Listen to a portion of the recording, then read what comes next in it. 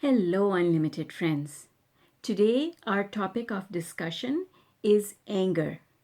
If you have a temper and you're looking for ways to control your temper, you're in the right place.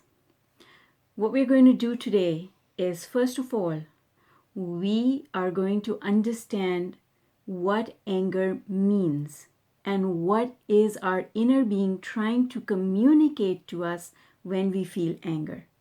And then the second thing we're going to do is we're going to look at strategies that will help you with better control over your anger.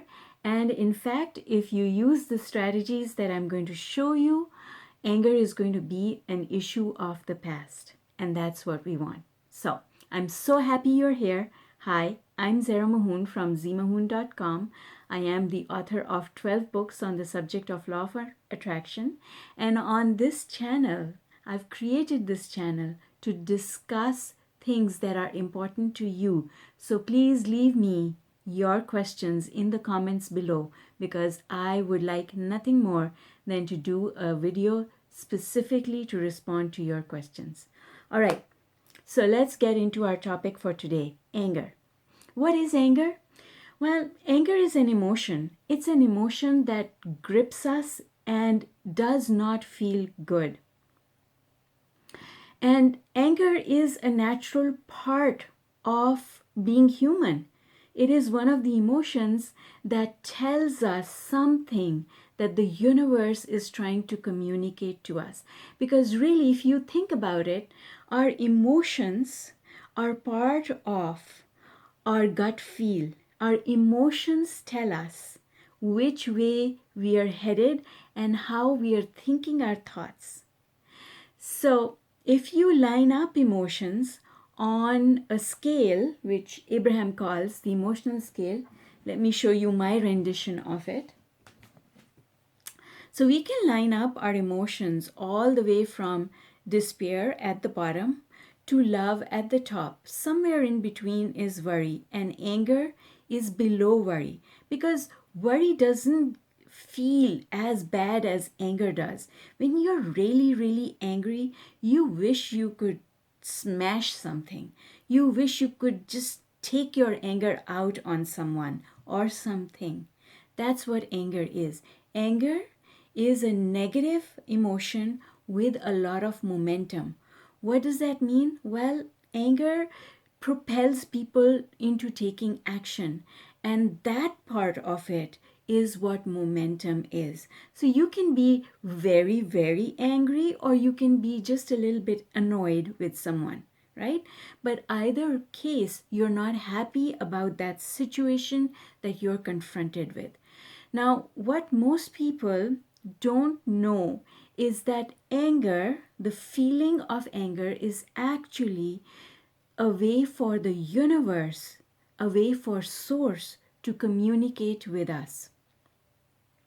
So, because we've been raised in a way, society teaches us that anger is wrong.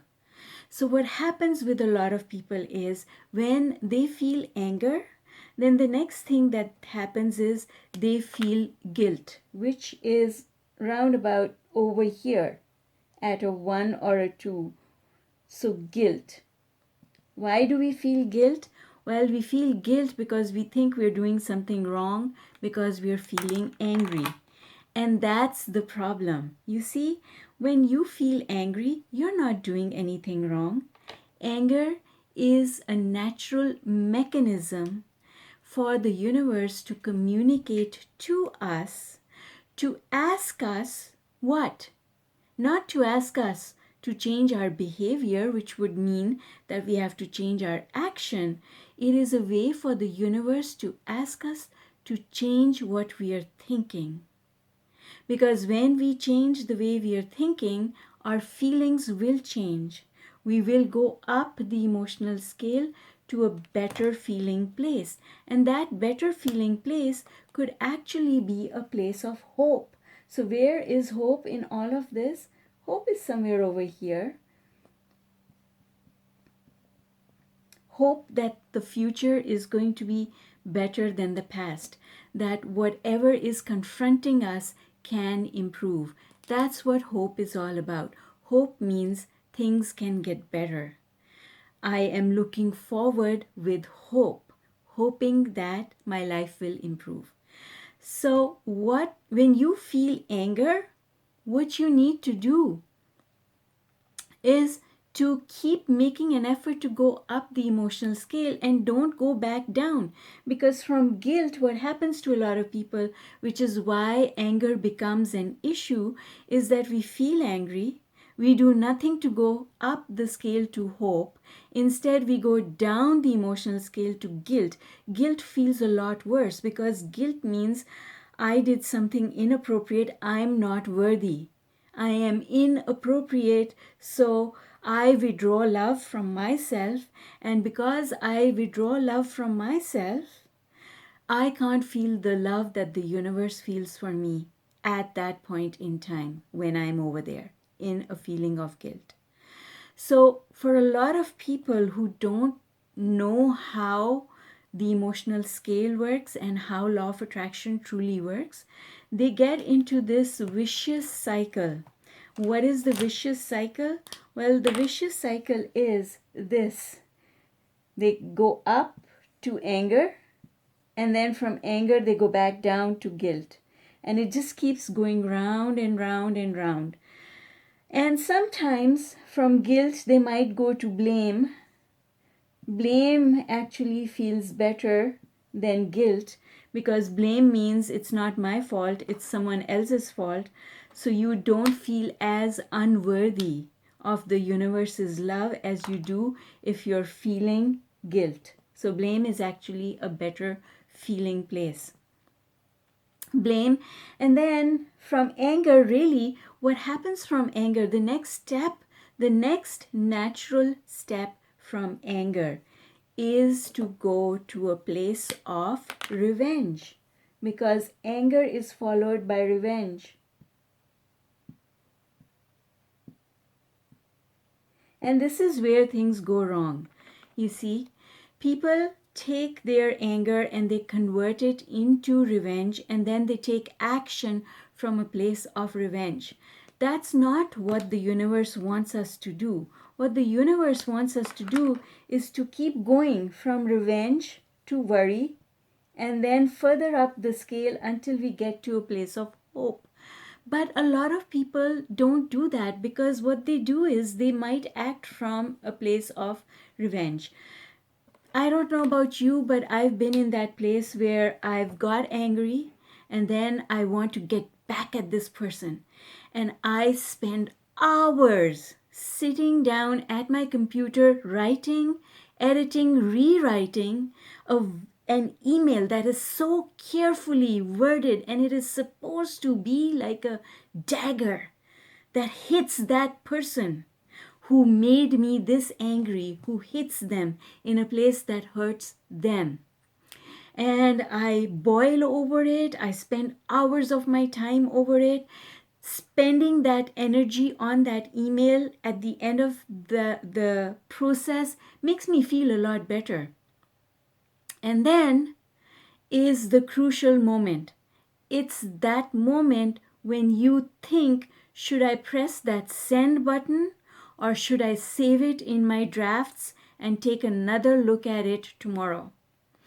Invariably, every time I press that send button and I send it into the universe, I regret sending it later.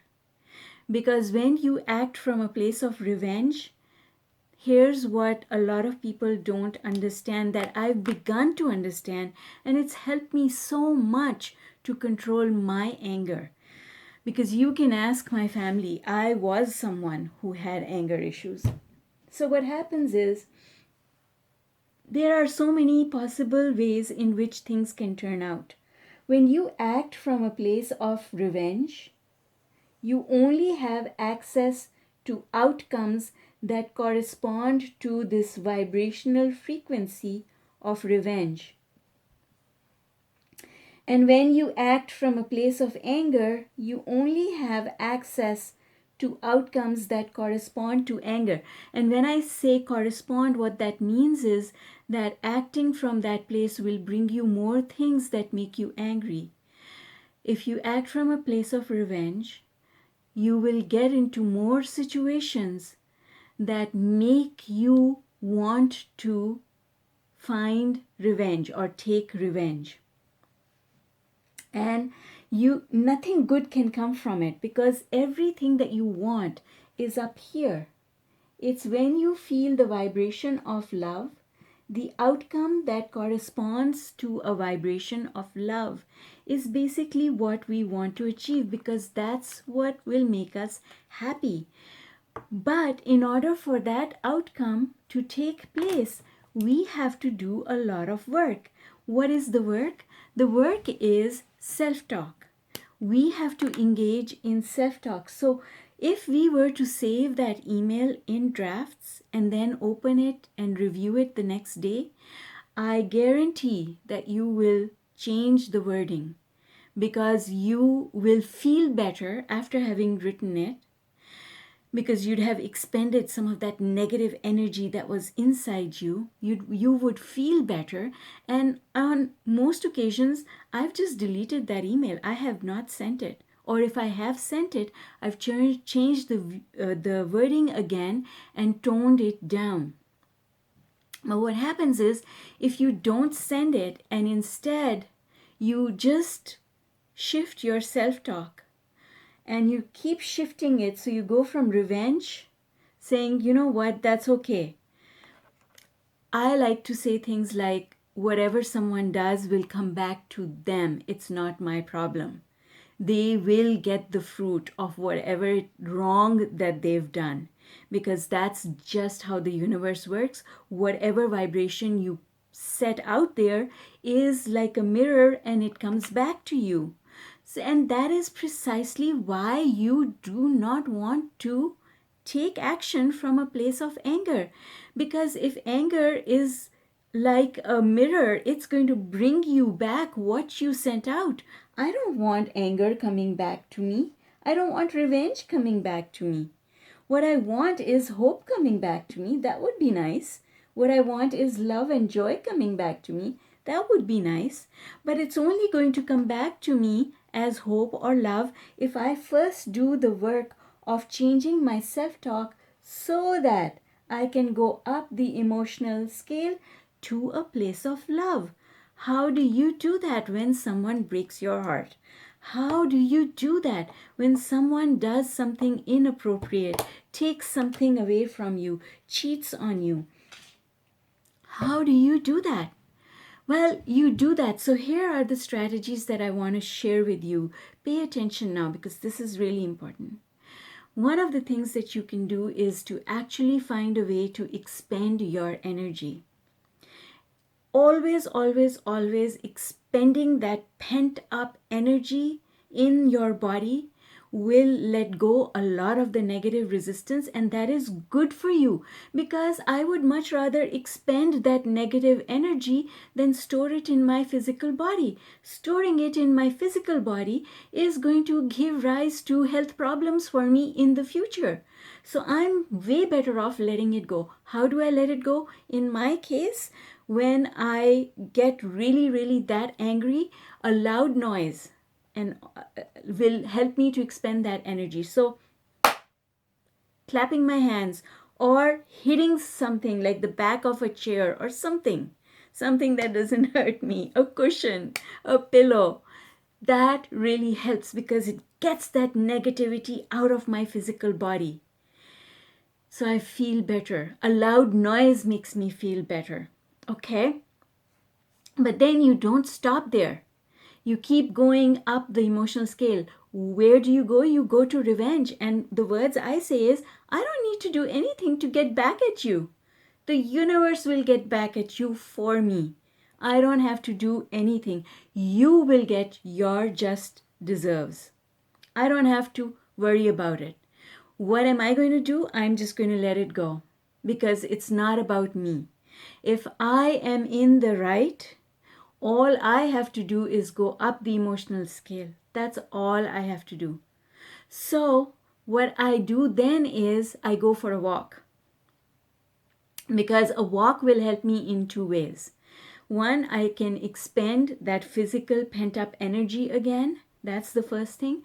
But the second thing is going on a walk and observing things that are happening outside in the world. The birds, the trees, the clouds, the breeze, all of that takes my mind off my problem. Now, I can have that problem in my mind, but that would not be helpful. The whole purpose of going on a walk is to stop thinking about my thoughts that are really hurtful, they hurt me, and shifting my attention onto something that has nothing to do with my life. And usually that is something in nature. Going for a walk, observing the trees and the sky, that really helps. And what I mean is, I actually look at them and then I say something about them. That is the only way I can take my mind off whatever is happening in my head. Because if you, like, we are all like that. If we don't make an effort to think a different thought, we can be seeing a beautiful flower or a beautiful tree in front of us, but we don't really see it because our thoughts are over here. They're consuming us. So you actually have to make an effort to say, I'm going to let the universe handle all of that while I change my point of focus onto something that feels better. And invariably, what will feel better is something that has nothing to do with your life.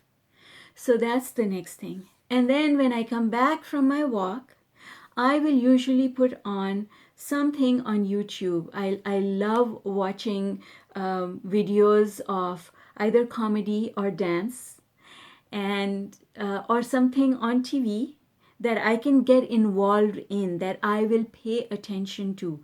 Music is fantastic because you have, I'm sure you do, because I sure do, I have my favorite songs and they always make me feel better. See, here's the secret, however. If you go and you try to listen to your favorite song from here, it's not going to help raise your vibration. But once you let go most of that negativity, that's where the walking, etc., really helps. Because when I do that, it helps me release negative energy enough that now I'm at a place of worry. And from a place of worry, now I want to take my mind off my worry and go to hope. Well, for me, watching TV, watching something that I enjoy, listening to music that I enjoy, watching some really good dance videos really helps. I feel better when I do that. And you can use my strategy or you might have your own. Whatever that is, the objective is to go up the emotional scale. When I get to a place of hope, I feel certain that I don't need to do anything and that the universe is going to look after everything that I need. And so I leave it all up to the universe and I just relax. And that's when you can go into meditation. Because if I was to go into meditation anywhere below the worry line, I would take those worrisome, angry, vengeful thoughts into my meditation. And remember this, meditation is like a giant magnifying glass. If you take something into meditation from a place of not feeling good, meditation will magnify the feeling of not feeling good. You will come out of your meditation feeling worse than you felt before you went into it. So don't do that. Always wait till that negative vibration has dissipated, till that negative feeling inside you has dissipated. Wait till you no longer have the inclination to kick a door in or something like that, right? Wait until that feeling is gone before you go into meditation. Then when you do go into meditation, meditation will help you raise your vibration even more.